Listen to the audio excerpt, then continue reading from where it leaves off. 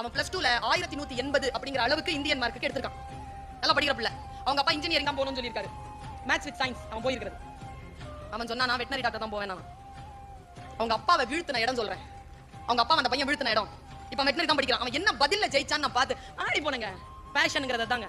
இதை நான் வந்து இங்க பேசுறேன்ல, அதுக்கு பேர் தான் பேஷன். பாருங்க, அவன் சொல்லியிருக்கான் நீ இன்ஜினியரிங் தான் போகணும்னு சொன்னது. அந்த பையன் சொன்ன பதில் பாருங்க, அப்பா வெட்டனரிக்கு படிக்கிறேன்ப்பா, இன்ஜினியரிங் தாண்டா படிக்கணும். சரிப்பா, ஆனா ஒரே ஒரு கண்டிஷன். என்ன? இன்ஜினியரிங் படிச்சுட்டு வெட்டனரி படிப்பேன், ஓகேவா? நான் சாமி நீ வந்து வெட்டனரியே படி அப்படின்ட்டாரு அவங்க அப்பா. பிடிப்புனா அப்படி இருக்கணுங்க.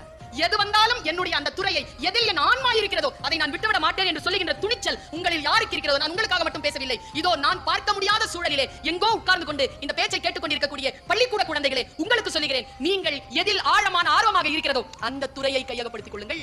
அதுதான் வாழ்க்கை உங்களுக்கான எழுச்சியையும் உங்களுக்கான மிகப்பெரிய வெற்றியையும் உங்கள் காலடியில் கொண்டு வந்து சேர்க்கும்.